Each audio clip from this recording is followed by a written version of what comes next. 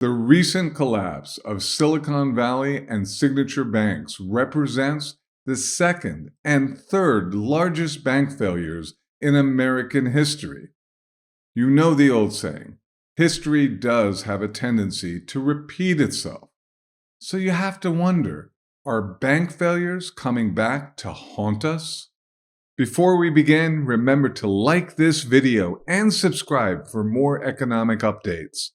The Federal Reserve created a special program to provide essential liquidity to those banks facing the same issues that brought Silicon Valley and Signature banks to their knees. Many are now saying these measures mark not only the return of quantitative easing, but the abrupt end of the central bank's fight against inflation long before it's finished. Before the program, banks that needed to raise cash to meet depositor obligations often had to sell a portion of their large government bond portfolios.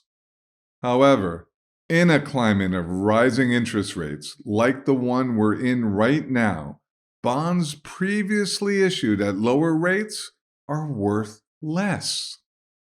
That means anyone forced to sell those bonds before they mature will incur a steep loss. That's what happened to Silicon Valley Bank. To help solve this problem, the Federal Reserve announced creation of the Bank Term Funding Program. With this program, banks that otherwise might have to liquidate their treasuries to raise cash can instead take loans against the bonds from the Federal Reserve.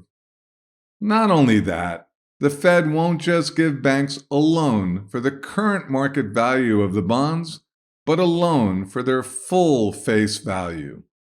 Among the many implications of the Bank Term Funding Program is that analysts say it signals an immediate return to quantitative easing.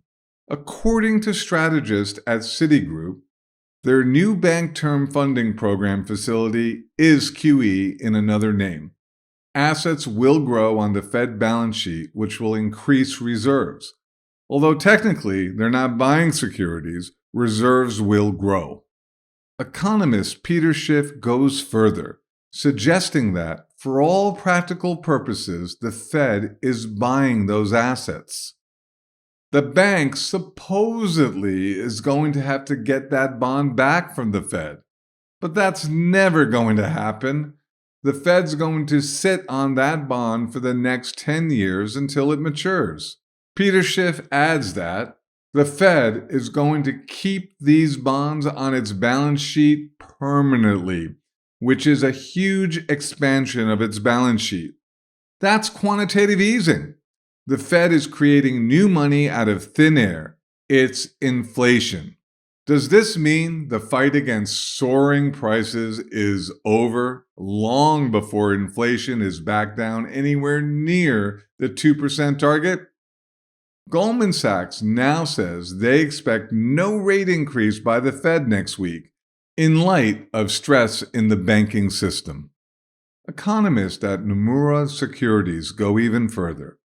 They say quantitative tightening is at an end and that the Fed will cut rates by a quarter point next week in reaction to looming financial stability risks.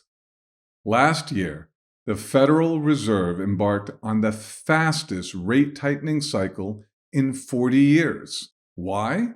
To fight inflation. When they did, speculation was they would keep going until something broke. Well, something has broken. In an effort to fix it, they're providing liquidity to the banks. Does this seem familiar? Remember 2008? How do you fight inflation when you're pumping money into the system? Where will history take us next? Until next time, I am Devlin Steele.